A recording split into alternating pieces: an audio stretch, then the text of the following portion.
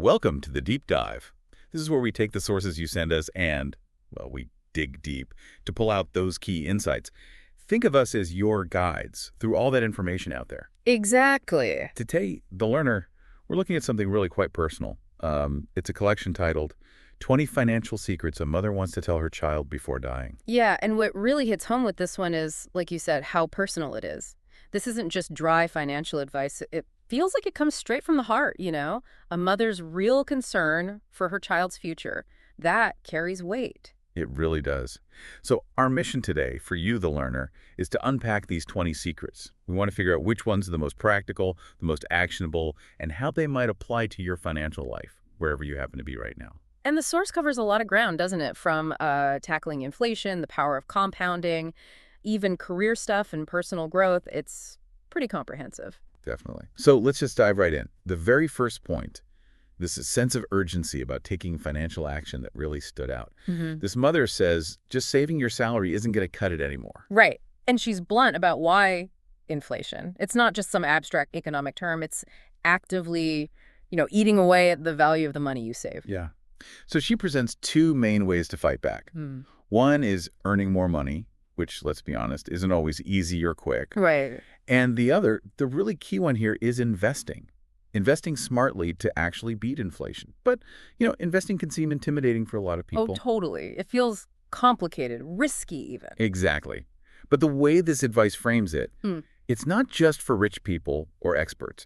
It's presented as a basic survival skill in today's world. You have to learn about it to protect yourself. It's a mind shift, really. So it's less save what's left over and more. More like invest first strategically. Understand how money actually works and grows. It's not optional anymore if you want to avoid falling behind. Okay, that makes sense. It's a necessary skill, like learning to read or drive almost. Pretty much. It's about being proactive, not just letting inflation happen to you. And that leads straight into her next point, which is kind of a wake-up call about hitting age 40. Yeah, that one gave me pause. She draws this really sharp distinction, doesn't she, between people who've built up assets by 40 and those who haven't.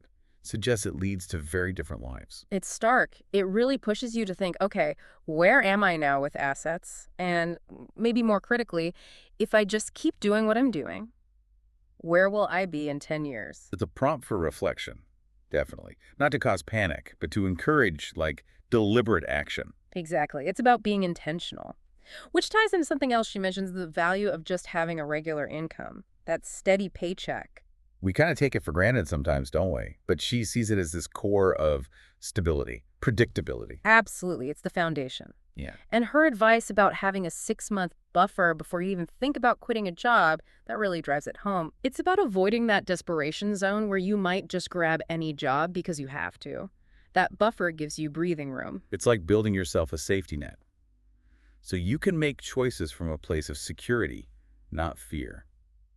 And that connects to her idea about money being a tool. A tool for freedom, essentially, to live life on your own terms. Yeah, not just having money for money's sake, but having it so you can make choices based on what you want, not what financial pressures dictate. And again, she links it back to needing that financial knowledge. Education is the key that unlocks that freedom. Okay, now this next one is interesting. Choosing passion over pure profit, but with a big but. Right. He suggests leaning towards work you find genuinely interesting, even if it pays less initially. The logic being that passion fuels the effort needed to stick with something long-term. Makes sense. If you hate it, you'll burn out. And this is the crucial part she immediately follows up with. Yeah. You have to figure out how to make money from that passion. Okay. So it's not just follow your bliss and hope for the best. Not at all. It's find your passion, then build a sustainable income model around it. Passion provides the why, but you still need the how. Passion gets you started. Strategy keeps you going. Got it. Okay, let's talk compounding. She calls it magic. And it kind of is. When you see the numbers, she explains it well. You're money making money, which then makes more money. It snowballs. Right. The difference over, say, 10 or 20 years between getting maybe 1% in savings versus even a hypothetical 10% return from investing, it's huge. Absolutely massive. And the key is starting early. Definitely. The more capital you start with and the longer it has to compound, the more dramatic the effect. Think of that snowball. The bigger it is when it starts rolling, the faster it picks up more snow. So get that snowball rolling. ASAP. Makes sense. But what about when the market gets rough, when things go down? Her advice is kind of surprising. stay in. Yeah, it goes against that gut reaction to panic and sell, right? But her point is that writing out those downturns is how you gain essential experience. Experience in what, specifically? In managing risk, in understanding volatility, you learn how markets behave, how you behave under pressure. Her suggestion to start small lets you learn these lessons without risking everything. Like learning to swim in the shallow end first. Exactly. You get comfortable with the water, the currents, before you go deep sea diving. Okay. Next up, respecting your money, whether you earned it easily or the hard way. This is about mindset. Every dollar, every pound, whatever currency, it has value. Don't just let it slip through your fingers. Her advice is key. Save first. Then decide where that saved money goes, different pots for different purposes. So you're not just spending what's left after bills. No, you're actively deciding how much to save and invest before you think about spending.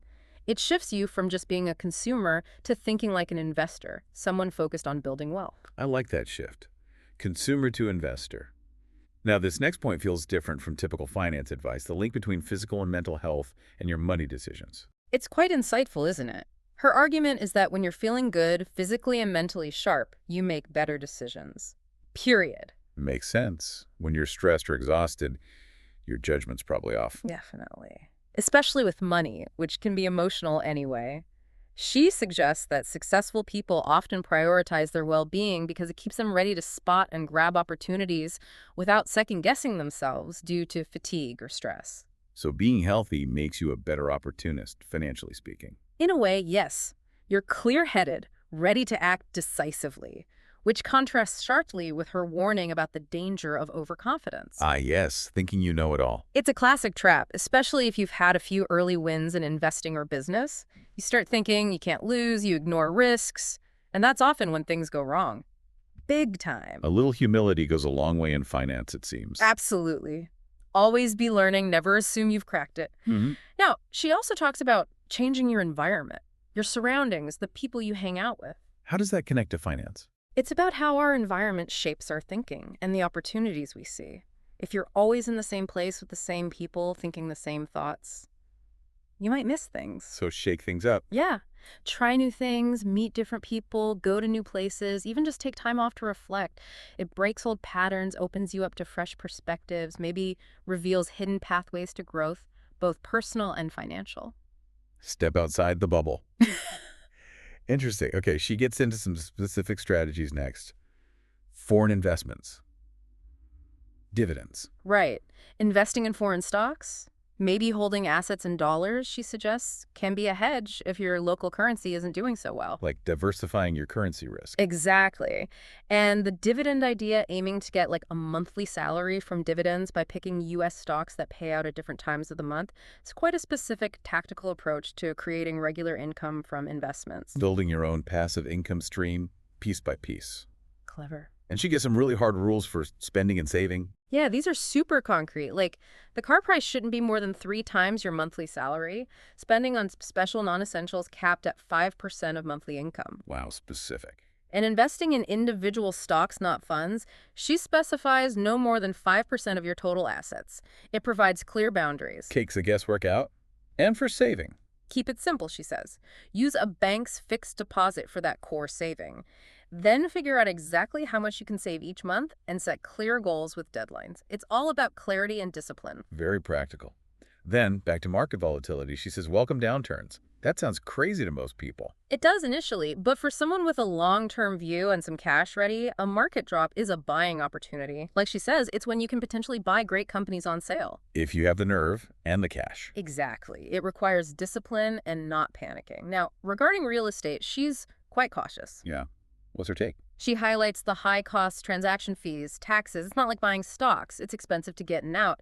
And mistakes are hard and costly to undo. So think very carefully. Definitely. Her advice: start by buying a place to actually live in. That gives you real-world experience of property ownership before you jump into purely investment properties. Learn the ropes on your own home first. Sensible. Okay, shifting gears slightly. The first year on the job.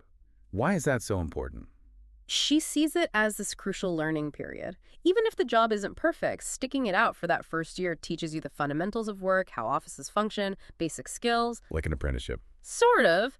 She uses the analogy of a new driver. Everyone expects you'll make mistakes. The focus isn't on being perfect, it's on learning, soaking up knowledge without intense pressure. A valuable grace period then.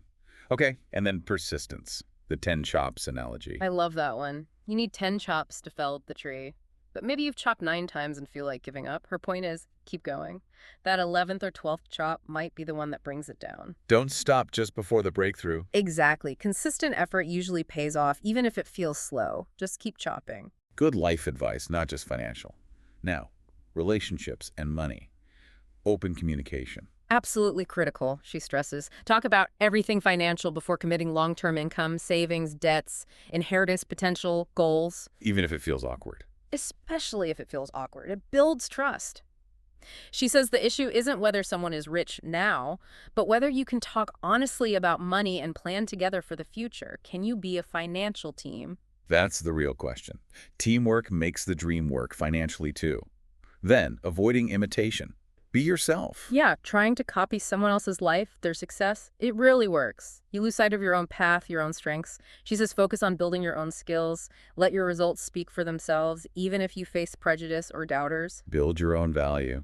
Makes sense. And finally, the ultimate investment. Investing in yourself. That's the big takeaway. Developing unique skills, knowledge, abilities. That's the asset no market crash or economic downturn can ever fully take away. It provides true resilience. That really brings it all together nicely. So the learner, we've journeyed through these 20 bits of wisdom, a mother's legacy of financial care. And as we said, these aren't just theories. No, they're practical, actionable things to think about, steps you could potentially take. Right. So as we finish up, here's something to mull over.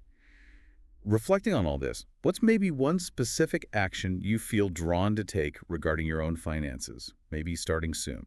Just something to consider. Yeah, give it some thought. We really hope this deep dive has given you some valuable insights and maybe sparked some ideas for your own financial journey. And remember, that's what the deep dive is all about, cutting through the noise, finding clarity on the stuff that matters to you.